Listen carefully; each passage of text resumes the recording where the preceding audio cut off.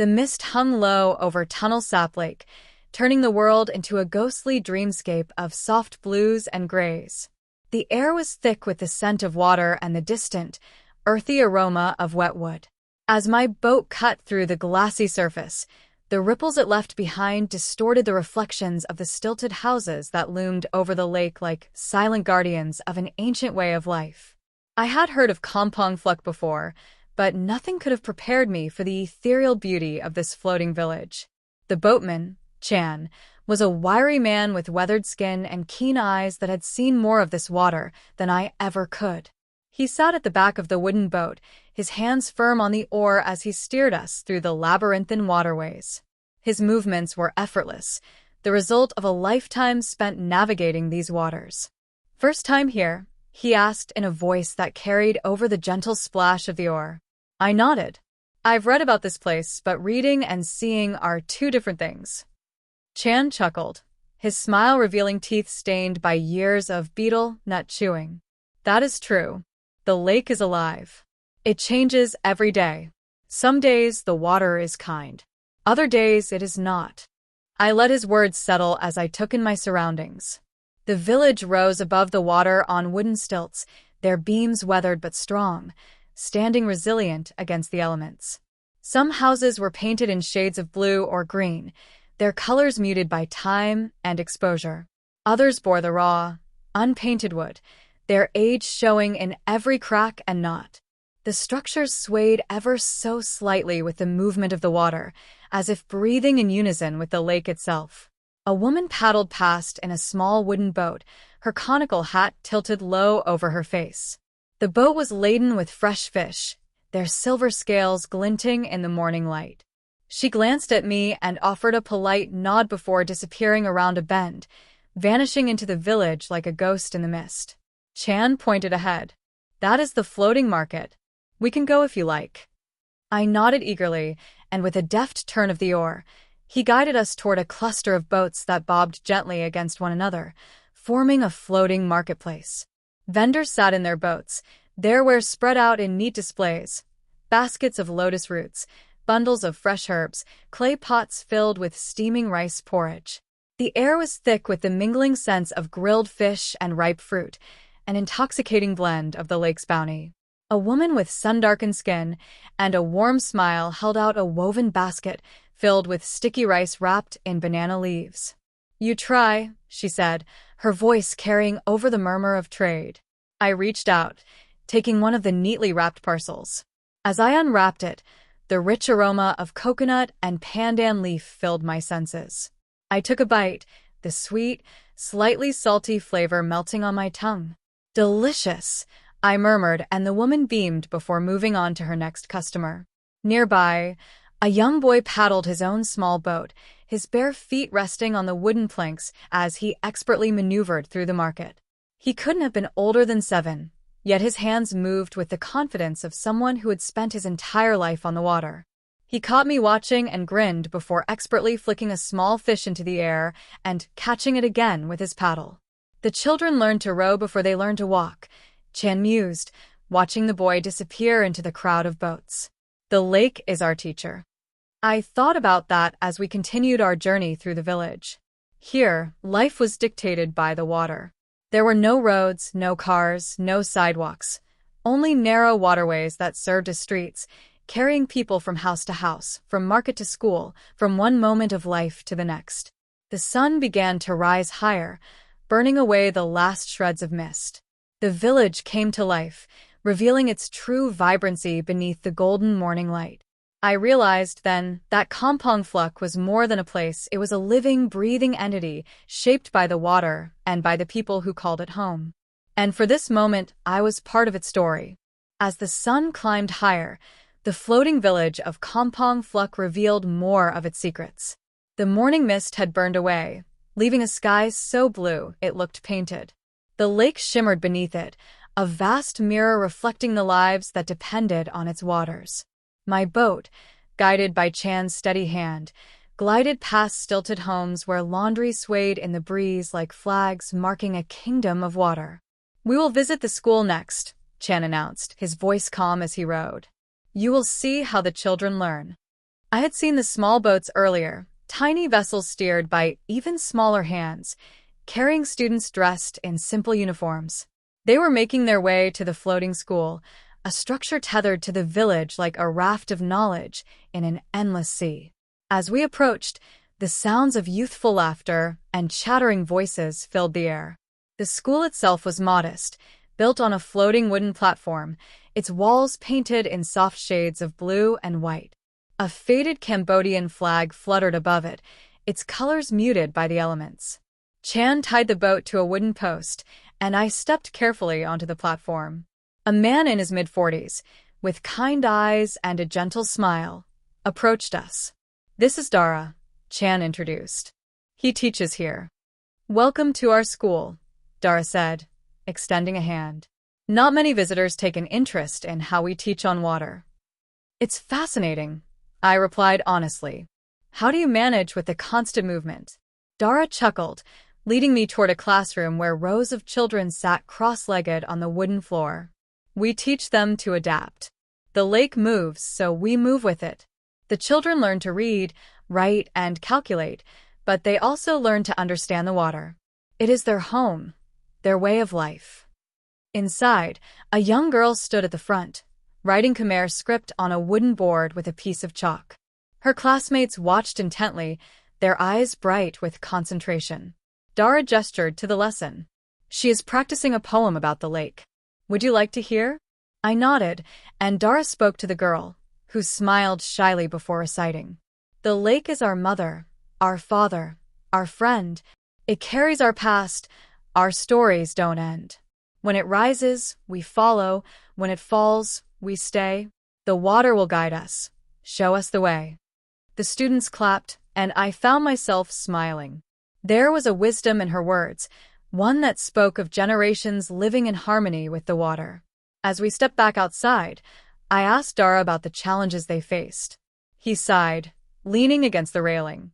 "The water sustains us, but it also brings hardship. When the lake shrinks in the dry season, fish become scarce. Families struggle.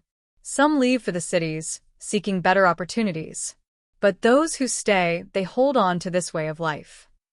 Chan, who had been listening quietly, added, "It is not just the water that changes. More outsiders come now.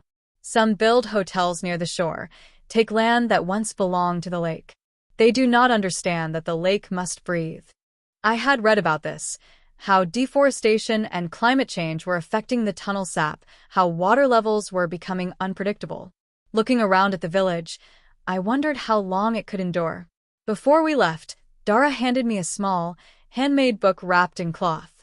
"It is our collection of lake poems," he said. "A gift, so you remember this place."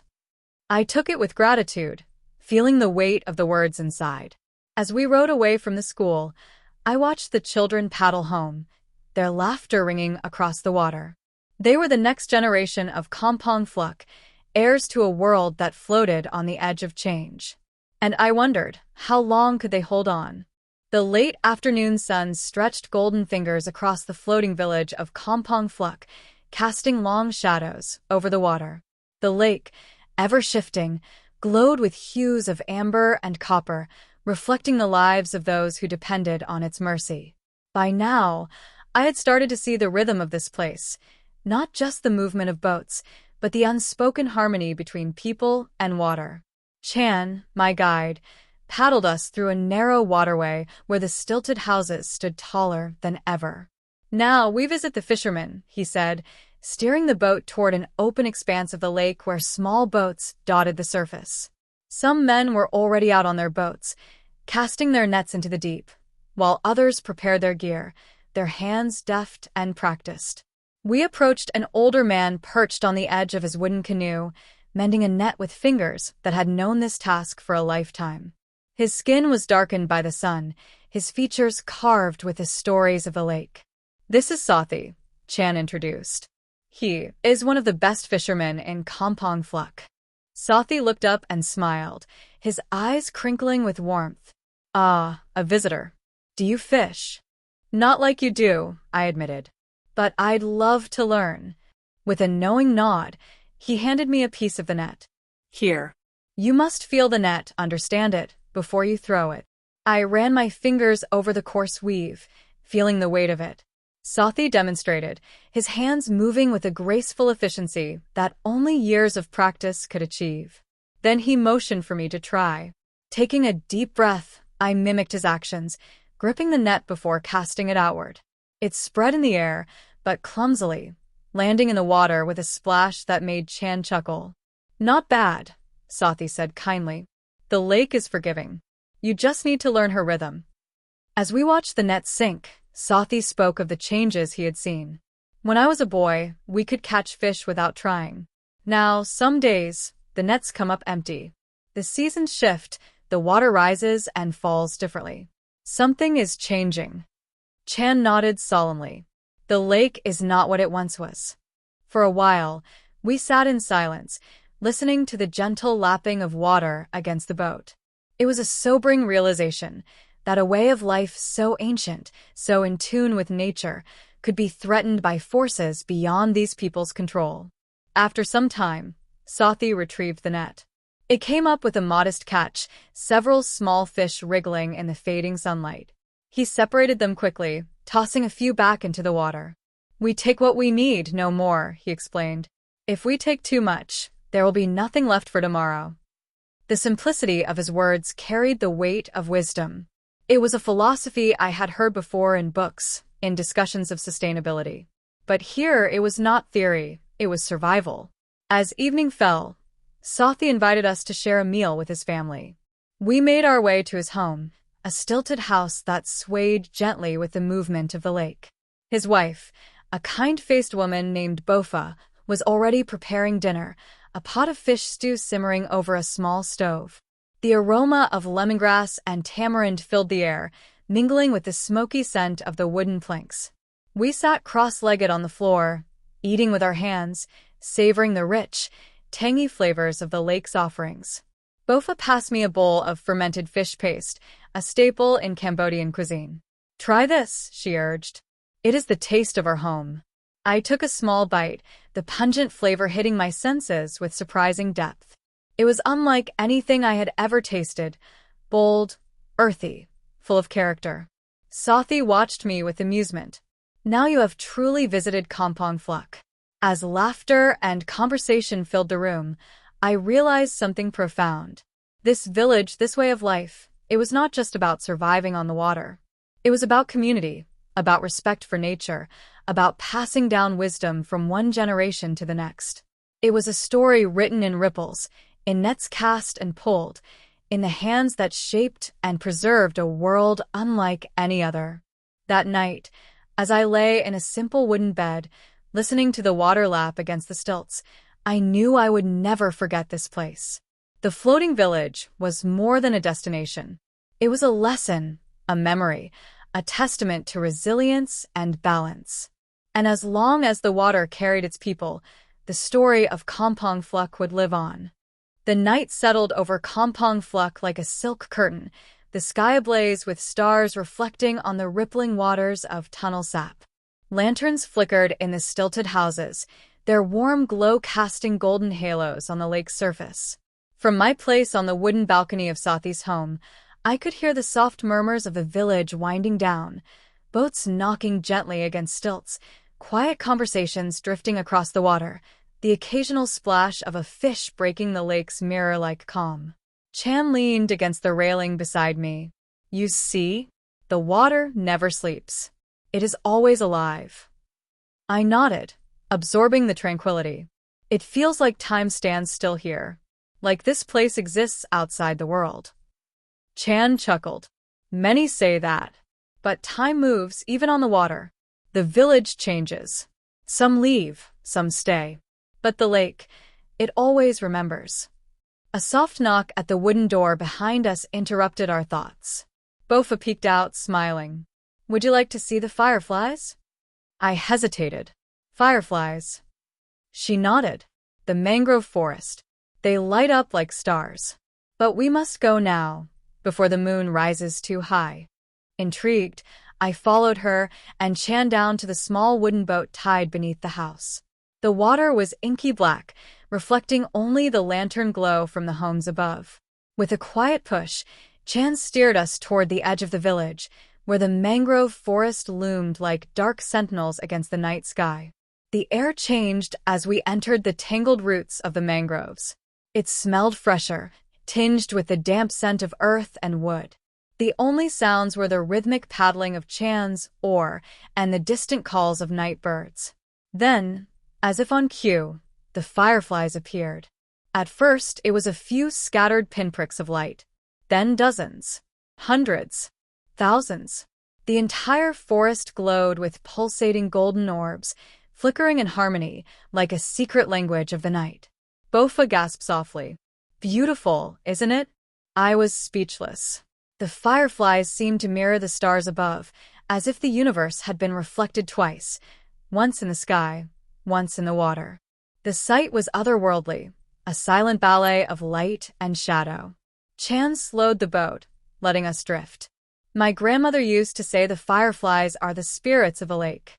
They guide fishermen home when the nights are too dark. I smiled at the thought. Maybe they are. For a long while, we simply watched, letting the magic of the moment settle into our bones. I wanted to capture it, to hold on to it forever. But like all things in Kampong Phluk, it was fleeting. The fireflies would vanish with the night, just as the morning mist would erase their memory. As we made our way back to the village, I realized something. My time here was almost over. Soon, I would leave, carrying only the echoes of this place, the taste of its food, the warmth of its people, the wisdom of its waters. But Kampong Phluk would stay with me, imprinted like a reflection on still water. A place where time moved differently, where life floated on the edge of change, and where the fireflies danced like spirits in the night.